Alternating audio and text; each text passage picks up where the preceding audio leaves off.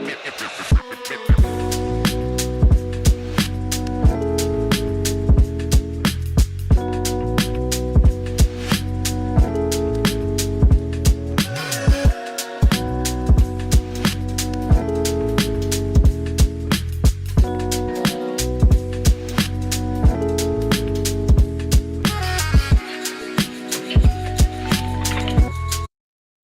know what you are when you leave the studio at 1:15 a.m. and then have to come back for a morning show? Zombie, zombie, zombie, hey, hey. Get that stuff out of here.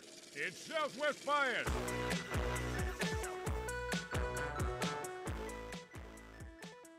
Welcome into another edition of Southwest Bias, presented to you by our friends at the Husband and Wife Law Team. If you've had a serious injury, call the Husband and Wife Law Team first at 602-783-8841 or visit their website at husbandandwifelawteam.com. And we are live from Studio K. Got the point, right? You see the sign behind me. It's brought to you by our friends at Circle K. Become a member of the Inner Circle today.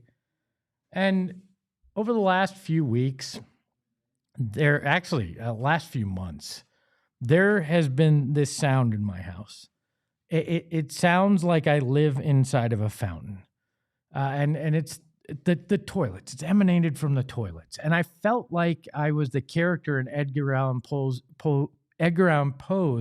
Telltale Heart, that I just kept hearing this sound. And we had a plumber come out and he said, "Oh, it's nothing. There's nothing wrong." And it was driving me crazy. Until this morning, I had somebody else come out and actually figure out the problem, diagnose it, take care of it, and make everything work. Coaching in this town is going through what those two plumbers went through. There's Jonathan Gannon, who can't seem to figure out what the problem is, can't seem to figure out what the fix is, can't get things working appropriately. And guess what? It's slowly driving us all crazy here in town. And then you've got Kenny Dillingham and Jordan Ott with ASU football and the Phoenix Suns. Two guys that seem to be able to diagnose a problem, fix it, or prevent it from happening in the first place, and get the results that you need. Restoring some sanity in this thing that we call Arizona sports. I've sat and spent a lot of time trying to figure out, okay, why do two of these coaches make it work when the odds are stacked against them, when there's lots of injuries, when people have expectations in one case and people think you're going to be terrible in another. Both guys all three guys came into a terrible situation that they had to figure out what is the problem here and how do we make it successful. Jonathan Gannon, I think we can say right now, have failed. And he's failing right in front of our eyes, has for the last 3 years. A lot of hope. We thought that the culture was changing. We thought that they were going to build a group that played for the name on the back or name on the front of the jersey rather than the name on the back of the jersey. That hasn't been the case. It doesn't feel like it, at least. It feels like a bunch of individuals trying to fill their stat sheet rather than trying to succeed for the greater good. Injuries aren't an excuse. They just aren't. Look at what other teams in your division have done. The Suns have injuries. As a matter of fact, two of their main starters have been injured at various times. Jalen Green and Dylan Brooks, and then Jalen Green and Grayson Allen. They've succeeded. Kenny Dillingham, he's like using Flex Seal on a boat that should be sinking. Like, it sprung so many leaks, and he's sitting there going, you know what, not spray a little of this crap that I bought on television, and this boat ain't going to sink. They've still got a shot at making the Big 12 championship, and Jeff Sims is their quarterback. He's making Jeff Sims look extremely good by creating an offensive system that fits around him. Jordan Ott's done the same thing by developing systems that play to the strengths of the players on his team. Jonathan Gannon and Drew Petzing, a coordinator that Jonathan Gannon is extremely loyal to and that he hired, have not. But it goes beyond that because lots of coaches can have systems that make sense. Lots of coaches can figure out how to scheme against defenses, whether it's basketball or football. But what Jordan Ott and Kenny Dillingham have is an ability to get guys to believe in themselves and believe in the greater good. That playing for the guy next to you is more important than anything else. And that if you're working in concert as a group to try to achieve the same thing, it's a lot more powerful than just pure talent. That you can rise above even when it's injuries or low expectations, and you can find a way to surprise. Kenny Dillingham's now done this for 2 years with ASU. They were supposed to be putrid last year. They made it to the Big 12 championship game. They were supposed to be in the mix this year and suffered devastating injuries, including to Sam Levitt, a guy that you thought was the fulcrum to everything you were going to be able to do this year. And instead, despite those odds, he's figured out a way to keep his team in the chase here. Jordan Ott has found a way to take a team that was about as disconnected as you could be. They're like when your router goes down in your house and nothing has a connection. That was the Phoenix Suns the last 2 years. There was no connection. There was no fighting for a greater good. There was just an amalgamation of guys that went out there and pretended that they played basketball. It's like in one of those movies where they put, a bunch of guys in an NBA team's uniform, and it's just a bunch of background actors. They're just there filling a jersey. That was the Suns the last 2 years. But now, this group of guys that were basically written off as supposed to be one of the worst in the NBA have found a way to come together, to play together. And it's because, in part, Jordan Ott has it. Kenny Dillingham has it. The ability to get guys to buy in. There is something to be said for that in leadership, not just in sports, but across the board. I think we've all had those leaders that we go, you know what? I want to fight for the greater good because of this person. Because of the vision that they're laying out there. And I can tell you, as a leader, it's not easy. I fail at it more than I get it right, probably. But when you have those pockets of getting it right, there's something special. And it does not feel like Jonathan Gannon has that connection, has that ability to tap into this group of guys and raise them up. Now, maybe some of it's the roster mix. Maybe that needs to be focused on this offseason if Jonathan Gannon gets another chance. But maybe it's also partially him. Maybe he needs to look inwards and actually look outwards at other guys in this state to figure out exactly what it takes to succeed in bringing teams together and galvanizing them under one cause. Kenny Dillingham, Jordan Ott have it. I'm wondering whether Jonathan Gannon does or not, but we'll find out over the last part of this season and maybe going into next year. But maybe that's just my Southwest bias. We welcome in the dastardly dirt squirrel, the beautiful mustache that is Noah. Noah, how are you, my friend? I'm wonderful. How are you, my friend? I'm good. You mind that I call it a dastardly dirt squirrel? I like that. I right. like that. I might get a T-shirt with that on it. We could call it the Detroit Special if you want to. Ooh, we could. I like that. We could call it that. There's maybe RoboCop. I don't know. I'm trying to think of Detroit things there. What do you make of coaching in the state here? You were subjected. I mean, you have the privilege to watch Jonathan Gannon and the Cardinals as the producer for PHNX Cardinals. Is it him lacking that it factor that these other coaches have?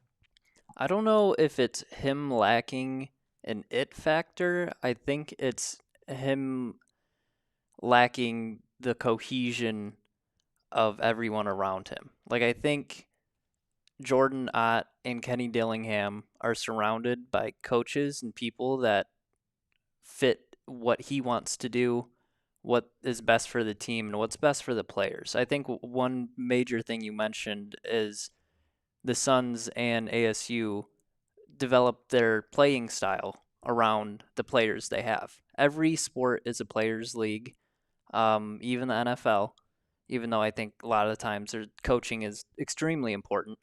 But it seems like they're trying to fit all these square pegs into round holes with the Cardinals instead of just being like, okay, we got these square pegs. Let's make square holes for these guys.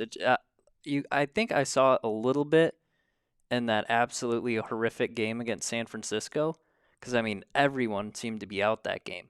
But even though they were pretty much getting the doors blown off of them, you could see Drew Petzing slightly adjust the game plan, and Jacoby Brissett and Michael Wilson went crazy in the air, and granted, Trey McBride too. Yeah, and San Francisco, granted, was playing prevent defense basically the whole time, so that allowed for a lot of those underneath stuff for sure. Yeah, but it was it's too little, too late at this point. The things that they're doing now that they're forced to do with Jacoby Brissett, why weren't we doing this with Kyler beforehand? Well, I mean, the big reason is they've run out of running backs. I mean, hell, this week I think Johnny Venerable is the third string tailback. I mean, that's where they're at right now. Excuse me. Get so choked up talking about the Cardinals. That's where they're at right now, is the fact that, I mean, they're down to no running backs. I mean, DeMarcado's out. Trey Benson back at practice, but he's not going to play this weekend. So what, Bam Knight's going to carry it 40 times? This is Greg Dortch is going to have to play running back and wide receiver because Marv's out. What are you going to actually be able to accomplish with that? You're going to have to lean into that play calling. I think it's a good point. They don't look at the guys that they have on this roster and try to make it work. But I do think there's some connective tissue that's missing from it too, because they're not all rowing in the same direction. And maybe that's because they're not in alignment, if you will, there. Right. Other thing that came up this week that I thought was interesting. Are you much of a WWE guy, Noah? Is that kind of your thing at all? I mean, just a little bit. I wouldn't say it's my main flavor, but I'll tap in every once in a while if there's something viral. Tap in. I like that. Good wrestling term. I'm not much of a WWE guy, but I noticed this earlier this week that Cam Skattebo wound up as part of a WWE bit in New York and got in one of those mock fights. He was just kind of standing there. He shoved, one of the wrestlers, and it started an uproar. How dare Cam Skattebo do this while he's injured? How dare he participate in this? The pearl clutching was impressive. For a fan base that's supposed to be just salt of the earth, we're New York Giants fans. Really? We're freaking out over him shoving a guy. There was no real chance of him hurting himself there. It was all scripted. It was all staged. Sorry if I'm breaking that to you, people out there, that it's all scripted and staged, but it was. So much so that Cam Skattebo had to tweet this the other day because it caused such an uproar. If we have that, Noah, we don't have. Well, I'll read it to you. It was pretty simple. He basically said, "I don't care what you think about it." He said, quote, "I honestly, if you don't like that I'm having a good time while dealing with a tough time, then just go ahead and unfollow me and casually move on. I'm not able to play football and have fun. I've been having my whole life. So I'm doing things outside the box, trying to find stuff to keep me happy. I enjoy the rest of y'all's week, and just don't talk about me if you ain't got nothing nice to say."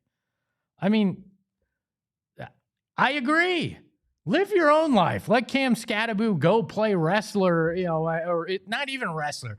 Go play fan in the stands at a WWE wrestling match and fake tussle. I don't care.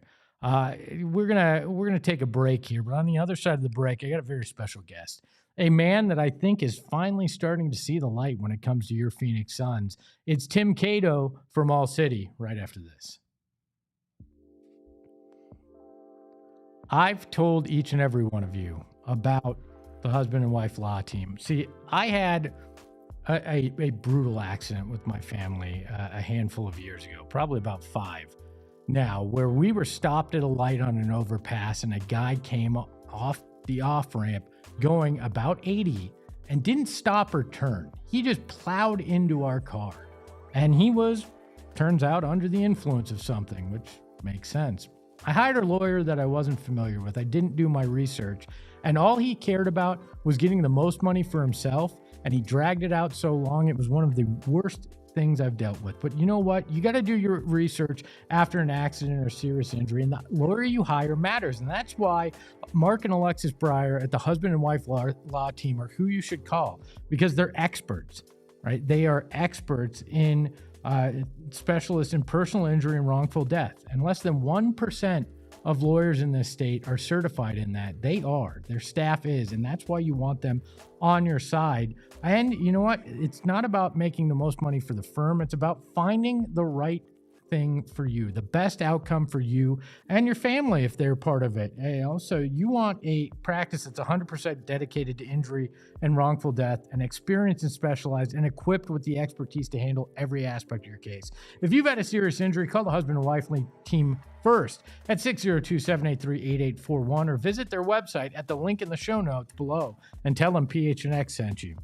And Mountain America Credit Union. It's simple. You want to get a checking account with Mountain America Credit Union because of the My Style checking account.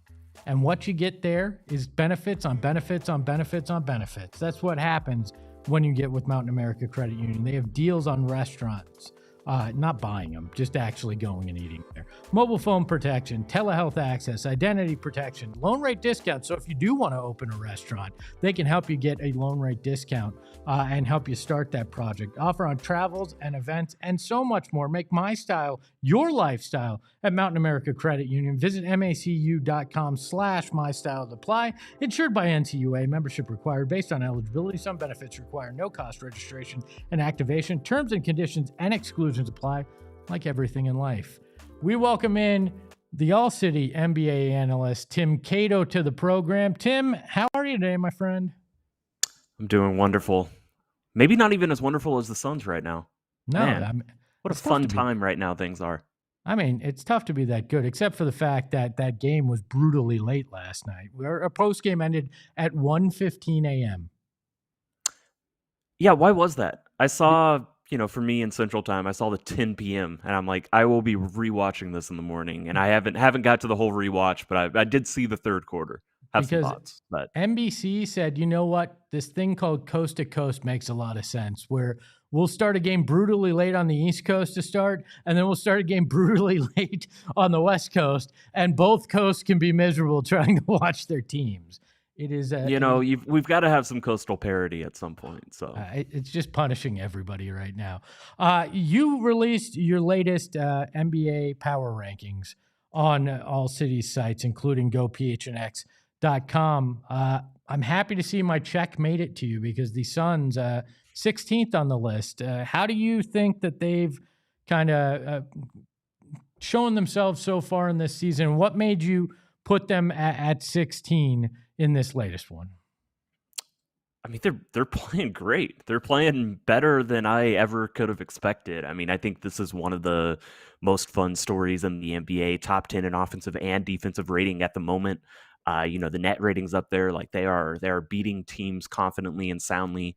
Like I said, I haven't done the full rewatch of last night's game. I plan to later today, but I just liked how competent they looked in the third quarter. I rewatched the third quarter, and anytime Portland went zone, it was just immediately get it into Oso, get it into Mark Williams, and just like, hey, we can solve this. We know how to solve this. I thought defensively, yes, they were playing a Portland team that doesn't quite have, top tier NBA shooting. And that's especially true without Drew Holiday out there.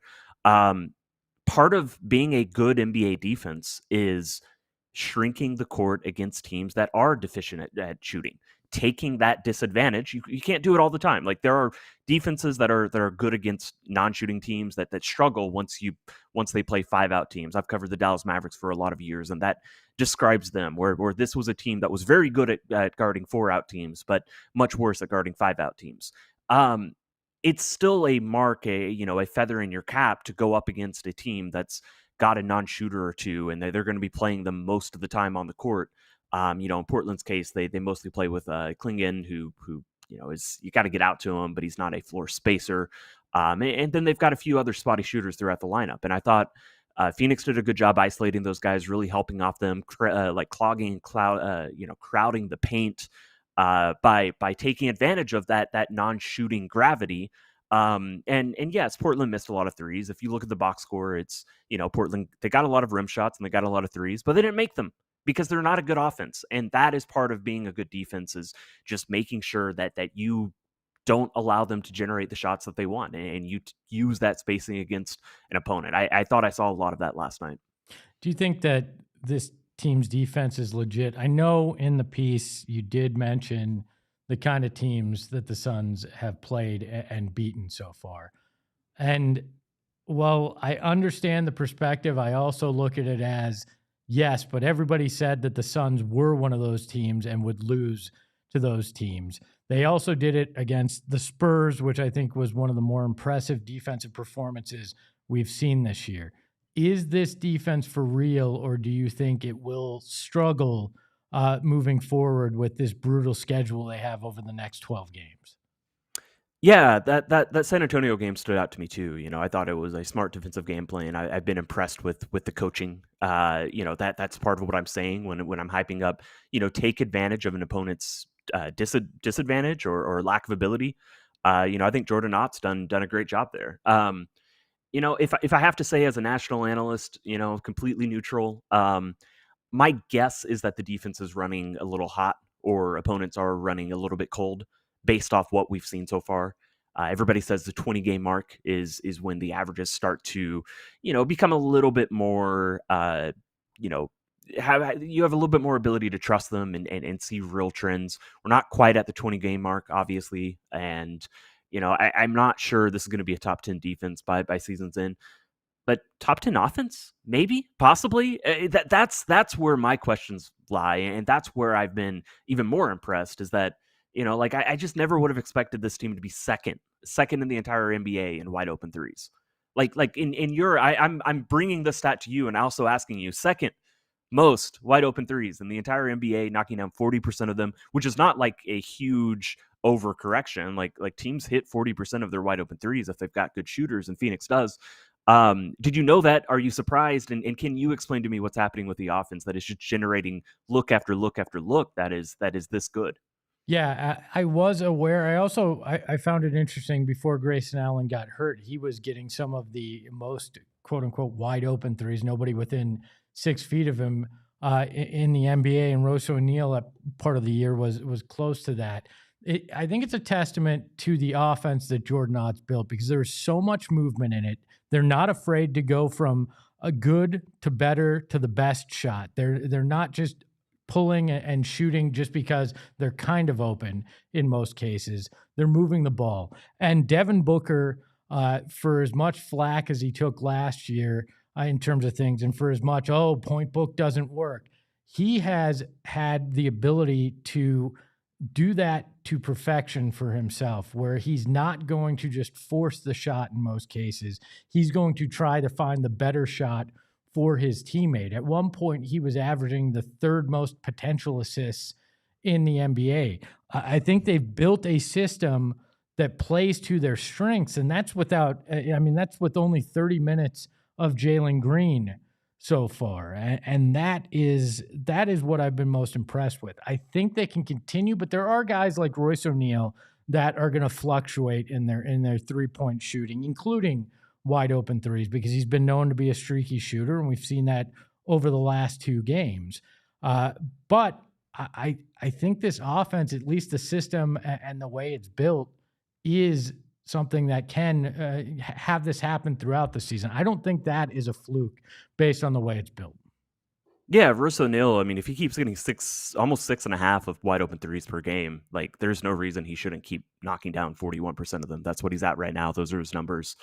Like that is sustainable to me. I agree. Like every player fluctuates. He certainly fluctuates.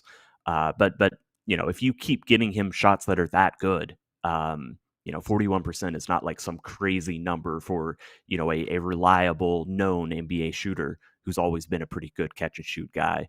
So that's all stood out to me. I think.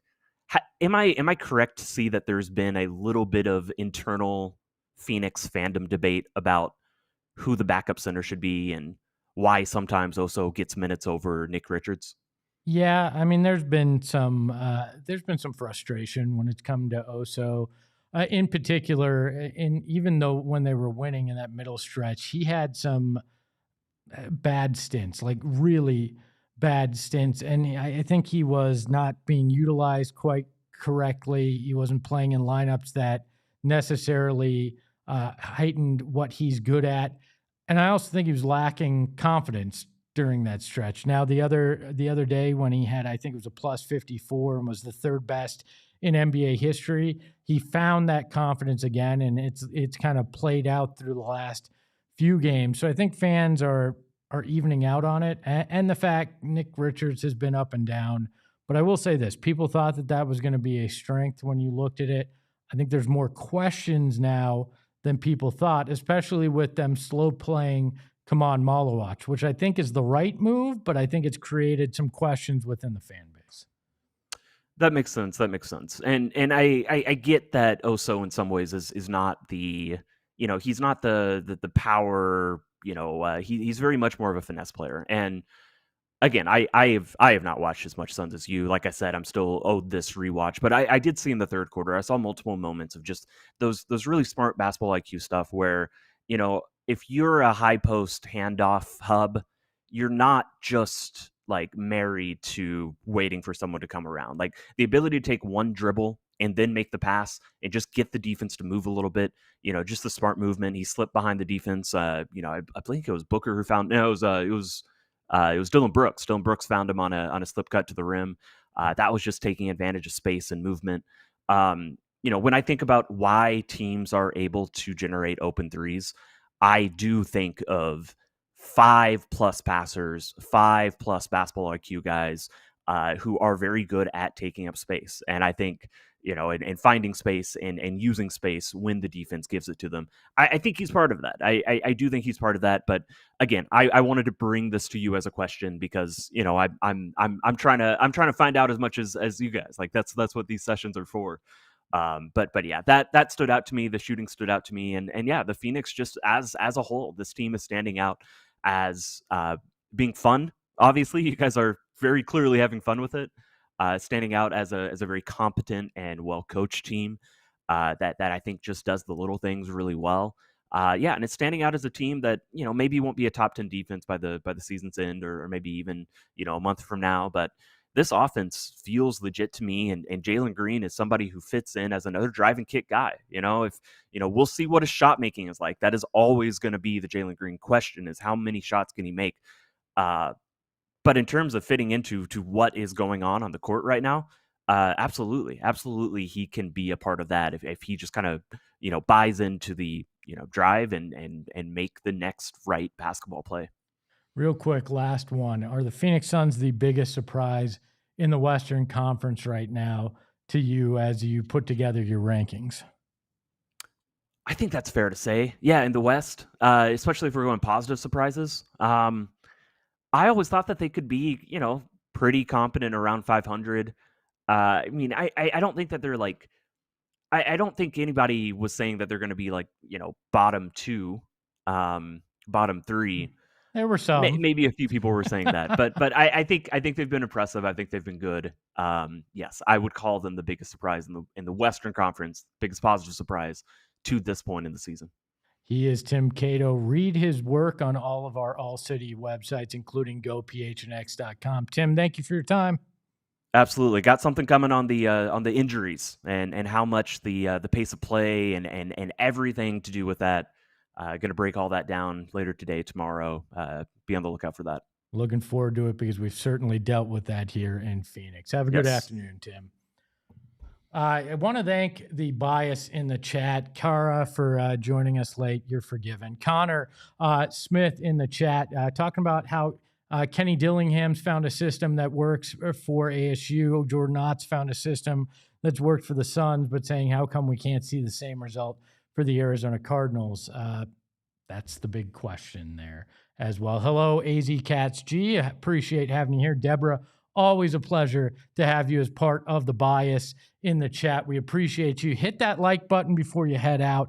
Share the show. And if you're an audio listener, if you love listening to podcasts on audio, we have that as well. So go search Southwest Bias wherever you get your podcasts. Download that. Give it a 5-star review. So we'd appreciate that. A big thank you to the Dastardly Dirt Squirrel, the Detroit special, Noah, behind the Mac today and his beautiful mustache. Noah, much appreciated.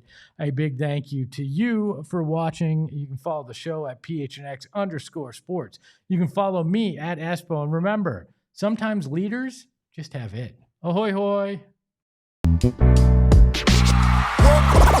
all silly like the mayor.